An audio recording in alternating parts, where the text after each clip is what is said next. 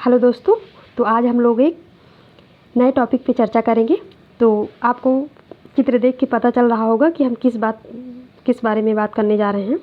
तो देखिए, आप लोग एक साइड आप लोग देख रहे होंगे जो पुरानी न्याय की देवी हैं, और दूसरी तरफ देख रहे होंगे जो अभी चेंज किया गया है, उसमें कुछ बदलाव किया गया है, तो वो है।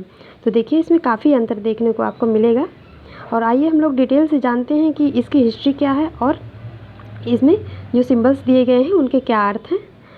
तो आइए हम लोग जानकारी देते हैं इसके बारे में आपको।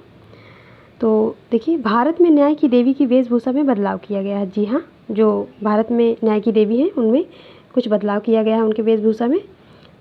तो अब भारत में न्याय की देवी की आँख की पट्टी हटा दी गई है। जो पहले उनकी आँखों पे काली कलर की पट्टी देखने को मिलती थी, उसे हटा दी गई है।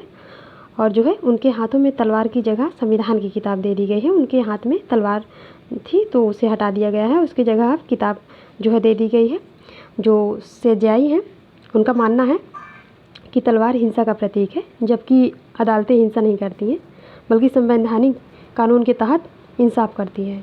और दूसरे हाथ में जो तराजू है वो सही है, क्योंकि समान रूप से सबको न्याय दिलाने का प्रतीक है वो, तो उसे वहीं पे कांस्टेंट रखा गया है, उसे नहीं हटाया गया है।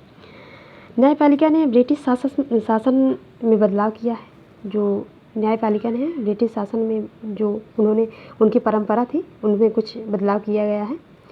तो बदलाव वही है कि जो उनके आंखों से पट्टी हटा दी गई है और उनके हाथों से तलवार को हटा दिया गया है। बस यही एक चेंज किया गया था। और उन्हें भारतीय परिधान में आप देखेंगे।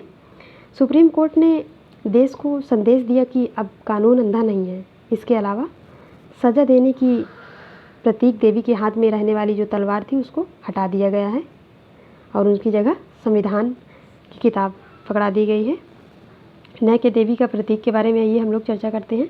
तो इनके जो है देखिए, सिंबल्स के बारे में बात करें, तराजू जो है वो निष्पक्षता और कानून की जिम्मेदारी को अदालत में पेश प्रमाण को तौलकर परीक्षण करने का संकेत दिया जाता है। यानी कि इसका कहने का अर्थ है कि जो है जो एविडेंस प्रूफ के लिए जो है पेश किए जाते हैं उसे अच्छी तरह से नाप तौल के तब जो है उसे लागू किया जाता है। तलवार शक्ति और सम्मान का प्रतीक है। और आँखों पर बंधी पट्टी जो अब हटा दी गई है।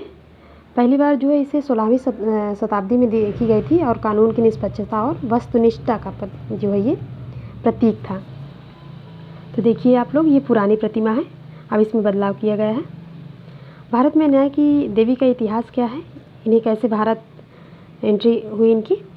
तो यूनानी सभ्यता में न्याय की देवी यूरोप और अमेरिका पहुंची और इनको भारत ब्रिटेन का एक अधिकारी लेकर आए थे।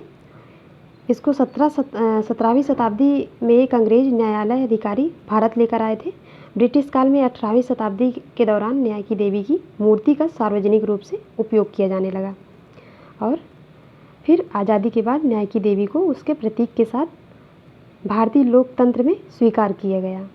यानी कि इन्हें 18वीं शताब्दी में सार्वजनिक रूप से जो है उपयोग किया जाने लगा और इसके बाद आज़ादी के बाद इनको जो है भारतीय लोकतंत्र में स्वीकार किया गया है।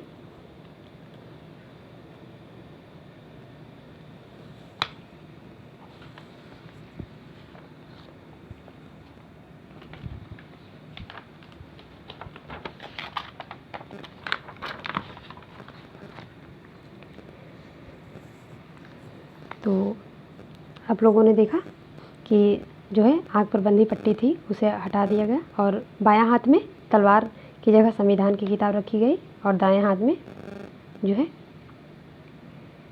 उनके तराजू देखने को मिलेगा आपको। और मूर्ति सफ़ेद रंग की है, जो सफ़ेद स्क्वायर प्लेटफॉर्म पर रखी गई है। और जो है ये मुख्य न्यायाधीश डी.वाई. चंद्रचूड़ के निर्देशन पर जो है सुप्रीम कोर्ट के न्यायाधीशों की लाइब्रेरी में लेडी जस्टिस की नई प्रतिमा को स्थापित की गई है। तो आप लोग इसे देख लीजिएगा, ये आप लोगों के एग्ज़ाम पॉइंट ऑफ व्यू से बहुत ही इम्पॉर्टेंट है और फर्स्ट पेपर में आपके यहाँ से क्वेश्चन आ सकते हैं। बाकी जितने भी एग्ज़ाम्स होते हैं आपके करंट अफेयर्स में इसमें से क्वेश्चन देखने को आपको मिल जाएगा।